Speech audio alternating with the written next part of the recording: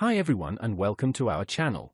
In today's video is about how to fix Steam_API 64.dll missing error and not found in Windows 11, 10, 8 and 7.